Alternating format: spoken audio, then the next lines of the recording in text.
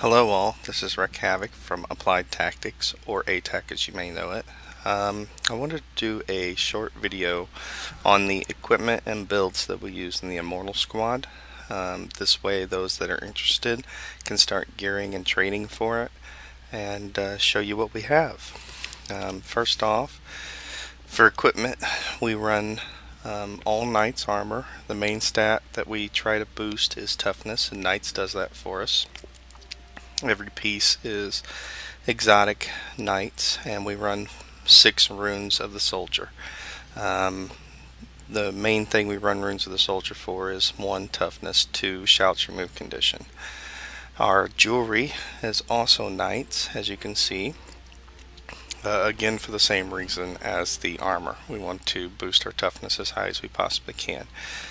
Power and precision is also important, but not as important for the mini-me stack as it is for the other parts of the build that we run. Our weapons. Our staff is kind of our pivotal weapon. We hardly ever unequip the staff. We run Berserker on that so we can push our damage, get more crits, get more kills. That helps us build our Bloodlust stacks. As you can see, even in the mini-me stack, I'm running 2800 attack, 46% crit chance. I'll be well over 3500 while in combat, and still running a base of 16,735 health. This is all important for the mini-me stack, except for the crit. During the mini-me stack, you will not be using crit. You won't be hitting many people, but it comes in handy with the other builds, and I'll tell you about that here in a minute. For the Mason Shield, we are running soldier stats. They do boost our survivability a little bit. And we run Superior Sigil of Stamina and Superior Sigil of Restoration. We are getting quite a few kills with Retaliation with this mini-me stack, and every time we get a kill, we get a heal, and we are refilling our stamina, which helps us move. So that's the equipment that we use in the mini-me stack. The build that we use in the mini-me stack, all builds are based on 30-30-10. In Valor, we run Strength in Numbers. 1 member in the squad will run this. While you're in combat, everybody in the squad will get 70 toughness. You do not see it while you're out of combat. It only works in combat. The rest of the squad should be running Purity, where they lose a condition every 10 seconds. We also run Honorable Shield, even more toughness, and shield cooldowns reduced by 20%. And then we have Altruistic Healing. Anytime you apply a boon to yourself or your allies, you are healed for a small amount. Honor, we run Superior Aria. We need our shouts to be on the lowest cooldown we can possibly get. Writ of Persistence symbols are a big part of the mini-me stack, and we need them to last as long as we possibly can. And then Pure Voice allows our shouts to convert conditions to boons. Finally, in Virtues, the main reason we run Virtues is this right here, Inspired Virtue.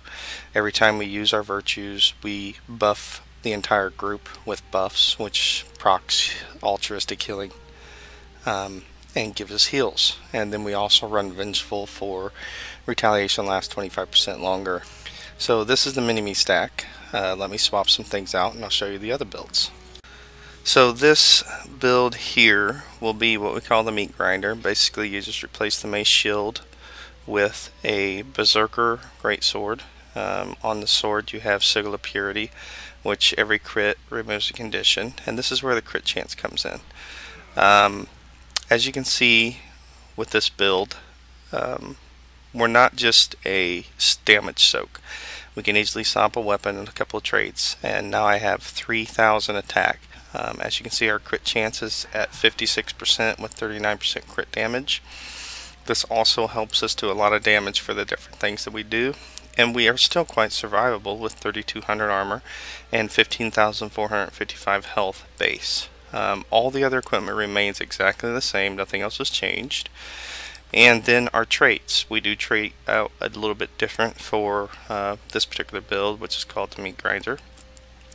1 member will still run Strength in Numbers, the rest will still run Purity. But we have swapped out in Valor to retributive armor, which gives us even more crit based off of our toughness. And this is a big boost to our crit damage, our crit hit chance.